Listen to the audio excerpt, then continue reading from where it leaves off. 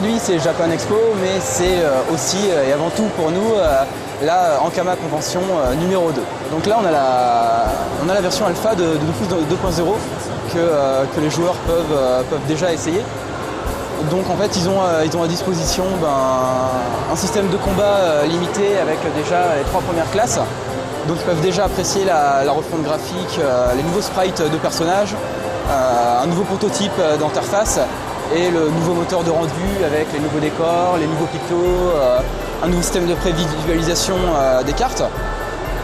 Ils peuvent aussi essayer le nouveau système de déplacement.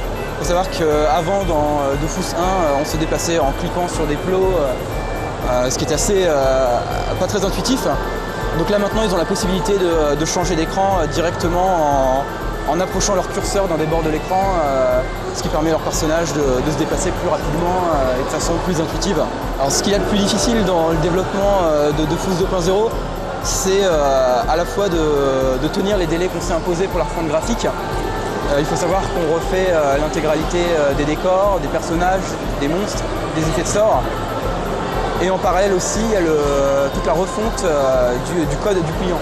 En fait, pour pouvoir afficher des nouveaux décors, des nouveaux graphismes en plus haute résolution, avec des animations plus fluides, on est obligé de repenser le moteur d'affichage, de rendu, qui sera toujours en flash. Et donc c'est de nouvelles optimisations qu'on doit mettre en place, de nouvelles techniques. Donc c'est un très gros travail parce qu'en fait on change, même si on reste en flash, on change de langage, de programmation. Donc ça impose de tout recoder différemment, mieux. On commence déjà à avoir les premiers retours des joueurs.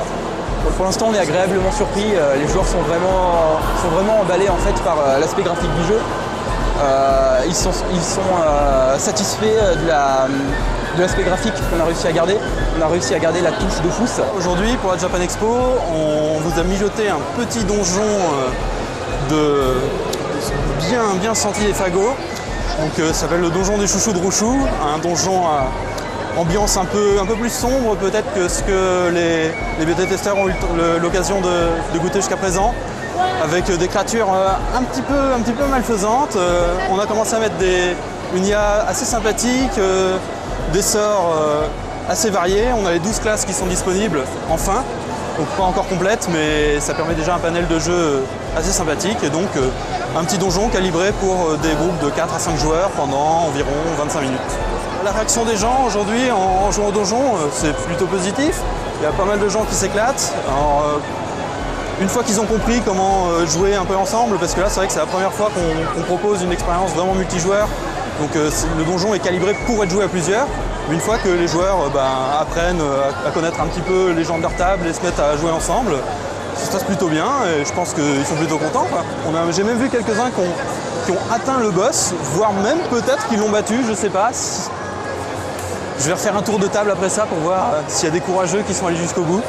Aujourd'hui c'est vraiment la folie, on a beau être jeudi, le stand est déjà envahi, tous les PC sont utilisés, il y a des files d'attente partout. Ça se passe comment? C'est pas terrible, ça manque de monde, hein. Je sais pas ce qui se passe cette année mais c'est la mort.